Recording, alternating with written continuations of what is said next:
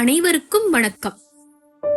இந்த வீடியோல போதாயன அமாவாசை என்றால் என்ன, ஏன் இந்த பெயர் வந்தது, என்ன செய்யணும் அப்படின்னு விரிவாக பார்க்கலாம்.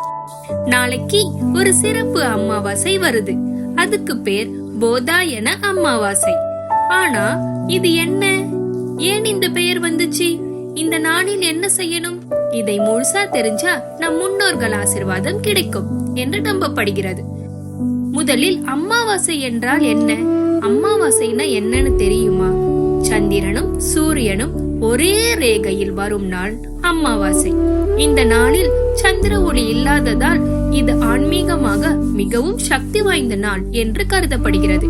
இந்த நாளில் தான் முன்னோர்கள் நினைவாக பூஜை தர்ப்பணம் செய்யப்படுகிறது.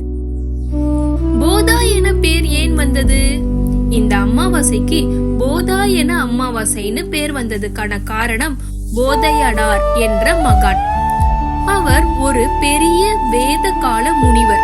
அவர் சொன்ன விதிமுறைகள் படி சில குடும்பங்கள் பித்ரு வழிபாடு செய்யும் முறை அமைக்கப்பட்டது. அதனால் அவரது பெயரால் இந்த அமாவாசை போதாயன அமாவாசைன்னு அழைக்கப்படுகிறது. இந்த நாளில் என்ன முக்கியம்? இந்த நாளில் மிக முக்கியமான விஷயம் பித்ரு வழிபாடு, அதாவது முன்னோர்கள் வழிபாடு. செய்ய வேண்டியவை: காலையில் குளித்து சுத்தமாக இருதல், தர்ப்பணம் செய்தல், காகங்களுக்கு உணவு வைப்பது, ஏழைகளுக்கு உணவு தானம், தீபம் ஏற்றி முன்னோர்களை நினைவு கூறுதல். இந்த செயல்கள் மூலம் முன்னோர்கள் ஆசீர்வாதம் கிடைக்கும் என்று நம்பப்படுகிறது.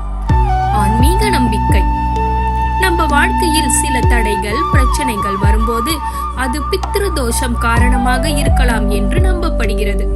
அந்த தோஷத்தை குறைக்க இந்த மாதிரி அமாவாசை நாட்கள் மிகவும் முக்கியம்.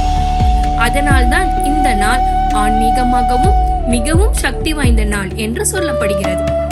போதாயன அமாவாசை என்பது ஒரு நாள் மட்டுமல்ல, அது நம் முன்னோர்களை நினைவு கூறும் ஒரு புனித தருணம்.